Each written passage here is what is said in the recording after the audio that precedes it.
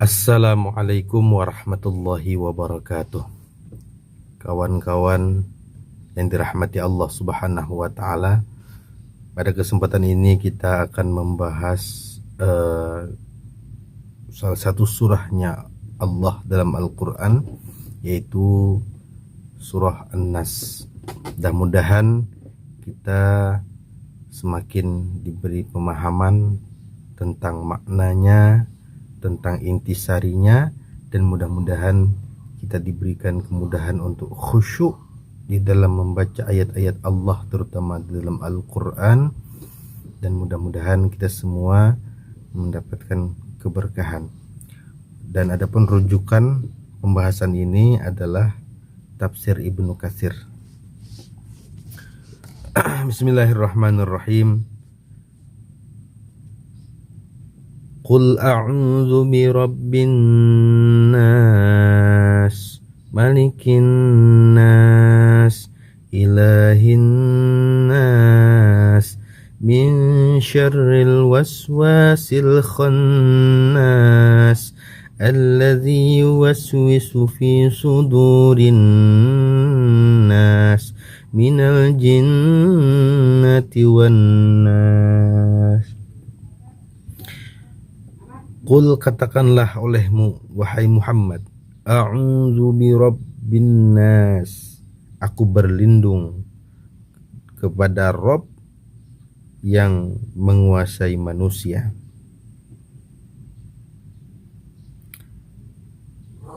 Malikin nas, dialah zat yang merajai manusia. Ilahin nas, yang menjadi sesembahan manusia. Min syarril waswasil khannas, daripada segala keburukan bisikan-bisikan syaitan al-khannas, yang tersembunyi.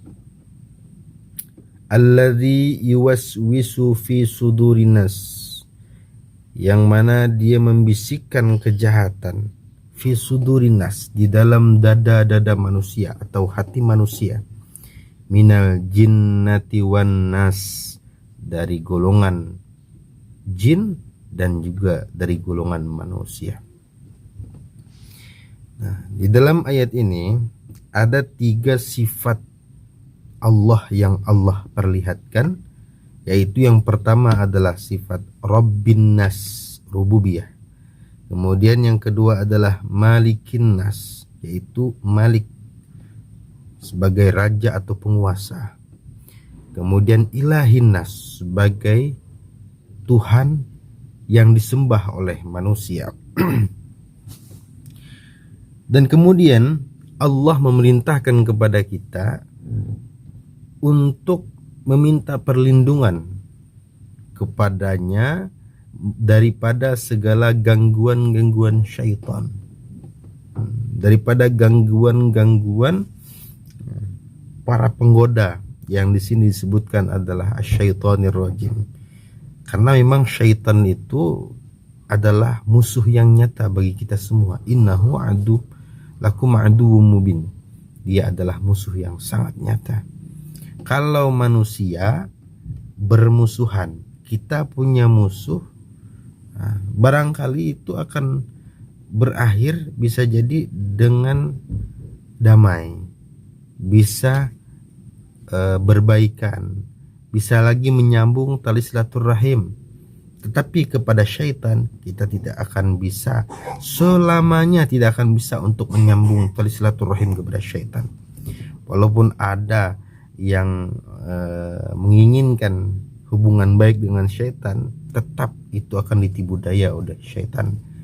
Banyak di luar negeri itu ada yang bahkan mendirikan agama satanik.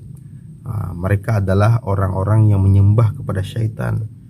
Ya, mereka menganggap syaitan itu adalah suatu kebaikan bagi mereka, tapi bagi syaitan tidak. Justru mereka adalah budak yang bisa dimanfaatkan oleh syaitan.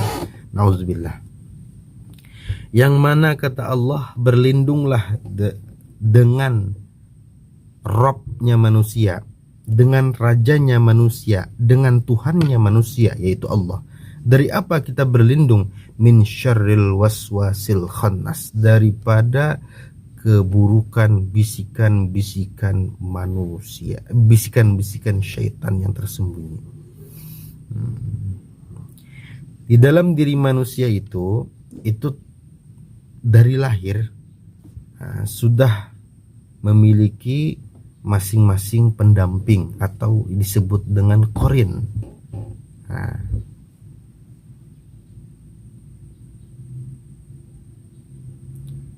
Yang mana ada sebuah riwayat hadis sahih bahwasanya kata Rasulullah Shallallahu Alaihi Wasallam, tidak ada seorang pun di antara kalian melainkan telah diutus kepadanya pendamping, yaitu kita sebut dengan korin. Nah, jadi kawan-kawan semua, kita ini dari lahir itu pada diri kita itu sudah ada kawan, ya. Jadi walaupun kita ke tempat sunyi sendiri, itu semuanya tidak, pada dasarnya kita tidak sendiri, kita punya kawan, korin. Hanya saja korin ini ada kalanya baik, ada kalanya buruk. Nah, kemudian kata Rasulullah bahwasanya di setiap orang itu tidaklah kecuali dia sudah punya pendamping. Para sahabat bertanya kepada Rasulullah, termasuk engkau wahai Rasulullah? Naam, iya, termasuk aku, kata Rasulullah. Hanya saja Allah membantuku dalam menyikapinya, dalam membimbingnya, sehingga ia masuk ke dalam Islam. Artinya dia taat kepada Islam, sehingga dia tidak menyuruhku kecuali kepada hal yang baik-baik saja. Nah, jadi selain hawa nafsu kita pribadi, kawan-kawan semua, kita rupanya punya pendamping, yaitu korin namanya. Dan sebagian mengatakan itu adalah dari golongan jin. Sebagian lagi mengatakan itu ya adalah golongan syaitan. Dan kemudian selanjutnya diriwayatkan pula dalam kitab Sahihain, yaitu Bukhari Muslim, dari Anas tentang kisah kunjungan yang dilakukan oleh Sofiyah kepada Nabi Shallallahu Alaihi Wasallam. Sofiyah, ya, istri Rasulullah, Sofiyah, yang pada saat itu sedang melakukan i'tikaf. Juga kepergian beliau bersama Sofiyah pada malam hari itu mengantarkannya pulang. Kemudian beliau berpapasan dengan kedua orang yang sedang berjalan, laki-laki, yaitu kaum Ansar. Dan ketika keduanya ini melihat Nabi, tiba-tiba langsung bergegas. Jadi ketika melihat Nabi bersama Sofiyah, para suami istri itu, ini berdua kaum Ansar ini langsung tiba-tiba bergegas berjalan. Nah, kemudian Rasulullah pun menegur keduanya. Kata Rasulullah, berjalan pelan-pelan saja, karena ini adalah Sofiyah binti Huyai. Ini adalah Sofiyah binti Huyai. Baru sadar para sahabat ini, oh, dikira Rasulullah bersama wanita ajnabiyah, wanita lain, kan? Kemudian apa kata dua sahabat ini? Maha suci Allah, wahai Rasulullah. Beliau pun bersabda, sesungguhnya syaitan itu mengalir dalam tubuh anak Adam seperti aliran darah, dan sesungguhnya aku khawatir dia akan memasukkan sesuatu di dalam hati kalian berdua, berupa kejahatan, berupa suuzon. Nah, ini yang kita khawatirkan. Kita terkadang hati kita itu selalu ribut ketika melihat makhluk Allah, ketika melihat saudara-saudara kita yang lain, ketika melihat orang lain.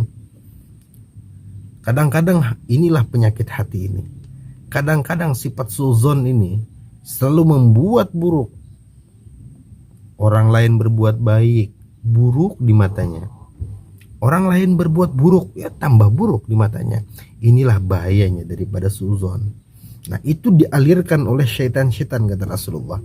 Aku sangat khawatir. Contoh yang berdua tadi, belum apa-apa dia sudah suuzon dengan Rasulullah, padahal itu bukan ajnabiyah, bukan perempuan orang lain dari Rasulullah SAW.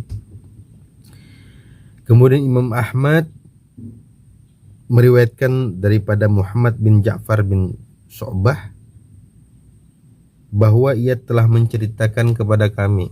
Aku pernah mendengar Abu Tamimah menceritakan tentang orang yang pernah membonceng atau berkendara dengan Rasulullah SAW. Dia berkata, keledai yang dikendarai Rasulullah itu pernah terpeleset. Kemudian dia katakanlah, celaka syaitan. Kalau istilah kita itu terkejut, kalau terkejut Bapak Ibu. Kita kan apalagi kalau yang suka latah itu suka kalau terkejut itu mengatakan sesuatu yang kadang-kadang tidak terpikirkan. Jalan-jalan ternyata tertendang kayu misalkan, ibutul,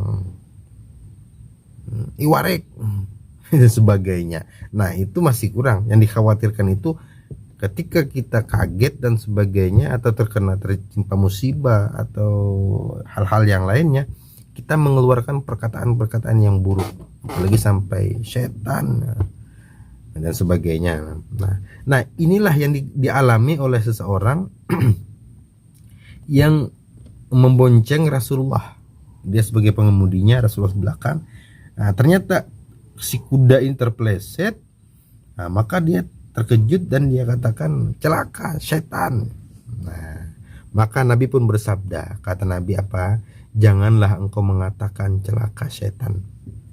Karena jika engkau mengatakan demikian, maka justru setan merasa bertambah sombong, merasa senang, merasa tipu dayanya itu telah berhasil.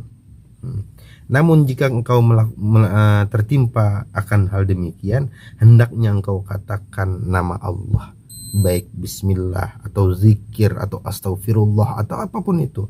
Maka ketika demikian, semakin kita berzikir kepada Allah, kata Rasulullah, maka akan semakin bertambah kecillah syaitan tersebut sampai seperti lalat. Itulah isyarat Rasulullah. Ketika kita tertimpa akan hal apapun atau tertimpa musibah, maka kita berzikir kepada Allah, kita mengingat kepada Allah, maka syaitan itu semakin halui, semakin kecil. Itulah syaitan, kata Rasulullah. Imam Ahmad meriwayatkan daripada Sa'id al-Maqbari dari Abu Hurairah. Dia berkata, Rasulullah SAW bersabda, jika salah seorang dari kalian berada di dalam masjid, maka setan akan datang kepadanya seraya menepuknya sebagaimana orang yang menepuk hewan tunggangannya. Berarti ini kita menunggang kuda, kita kan tepuk kuda di depan. Nah, begitulah perumpamaan setan menepuk kita. Kemudian jika ia tetap tenang masuk ke dalam masjid, maka setan akan menjeratnya, menjadikannya tidak bisa berbicara. Seperti kuda tadi, ternyata dia masih tetap maju, otomatis kita jerat kan bagian mulutnya, bahkan ditarik supaya dia tidak terus maju. Nah, kalau di sini setan supaya tidak bisa berbicara. Abu Hurairah berkata, dan kalian melihat hal itu, bahwa orang yang telah dijerat akan condong, tidak akan berzikir kepada Allah. Makanya kadang sampai ke masjid, tapi pas di masjid justru bermain-main, justru tidak beribadah. Bahkan yang dikhawatirkan lagi, yang ditakutkan lagi, dan sangat miris sekali ketika sampai ke masjid justru menggibah orang lain. Itu adalah salah satu bukti bahwasanya syaitan berhasil menjerat mulut manusia daripada segala kebaikan-kebaikan. Maka ketika kita bisa berzikir kepada Allah, maka mulut kita akan terbuka. Maka itulah daripada pemahaman ayat 1 sampai ayat 4 ya, al-waswasil khannas, daripada bisikan syaitan yang tersembunyi ya, yang mana syaitan itu dia itu bercokol atau bertanam di dalam hati manusia. Jika manusia lupa, lalai, maka syaitan di situ akan memberikan bisikan, dan dia juga memberikan hawa-hawa aura negatif lah kepada manusia, sehingga manusia akan condong kepada maksiat. kepada Allah Subhanahu wa taala.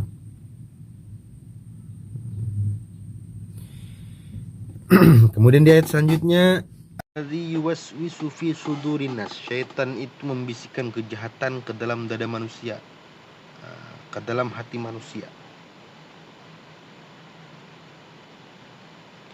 Kemudian apakah bisikan tersebut khusus kepada anak Adam saja atau juga termasuk kepada jin?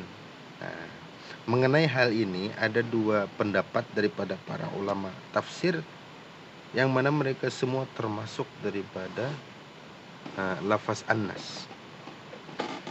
Ibnu Jarir mengatakan, dan ada kalanya jin laki-laki dipekerjakan oleh manusia, sehingga bukan suatu hal yang aneh jika jin itu termasuk sebutan an-nas.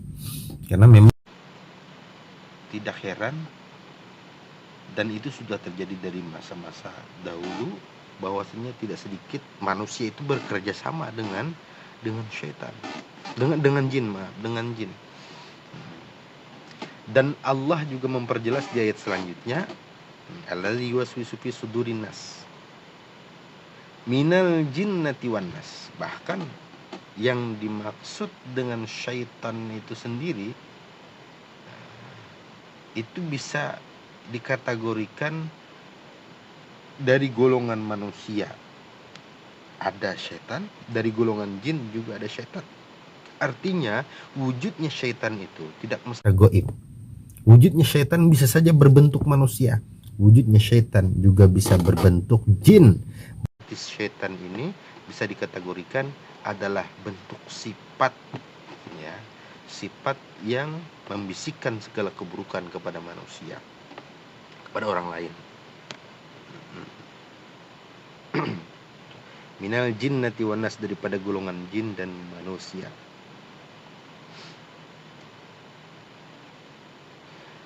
Kalau dia dari golongan jin, Allah Subhanahu wa taala tadi jelaskan di ayat sebelumnya, yang membisikkan ke hati manusia tanpa disadari. Ada juga kadang-kala kan dari sisi manusia itu yang memberikan pengaruh kepada kawannya, kepada orang lain, dengan memberikan hasutan. Mohon maaf secara kasar, tapi itulah yang dimaksud dengan minal jinnati wan nas, dari golongan manusia. Ada juga yang berpendapat bahwa firman Allah itu minal jinnati wan nas adalah daripada golongan, ya. Inilah yang dimaksud daripada yang telah dijelaskan tadi. Allah Subhanahu wa taala berfirman, di dalam Quran surah Al-An'am, kata Allah, wa kadzalika ja'alna likulli nabiyyin aduwwa syayatin lil ins, aduwan syayatinal insi wal jinni yuhi ba'duhum ila ba'din zukhrufal qaul, ila akhir. Dan demikianlah untuk setiap nabi kami jadikan musuh-musuh dari syaitan-syaitan manusia dan jin. Jadi Allah mengumpamakan musuh-musuh para nabi itu adalah syaitan. Syaitan-syaitan berbentuk manusia dan syaitan-syaitan berbentuk jin. Tuh kata Allah Subhanahu wa taala dalam surah Al-An'am. Sebagian mereka membisikkan kepada sebagian yang lain perkataan-perkataan yang indah sebagai tipuan, menghasut. Kenapa masuk ke ajaran Nabi Isa, kenapa masuk ke ajaran Nabi Musa, untuk apa masuk ajaran Nabi Ibrahim dan sebagainya. Bahkan kaum jahiliyah, naudzubillah, seperti Abu Jahal, itu adalah syaitan yang nyata. Allah contohkan berkaitan dengan surah ini, membisikkan kepada kaum Quraisy agar tidak masuk kepada Islam. Nah, sebagaimana juga diriwayatkan oleh Imam Ahmad dari Waqi, dari Ubaid bin Al-Khashi, dari Abu Dzar, dia berkata, aku pernah mendatangi Rasulullah SAW ketika beliau sedang berada di masjid. Aku pun duduk dan beliau pun berkata atau bersabda kepadaku, wahai Abu Dzar, apakah engkau sudah sholat?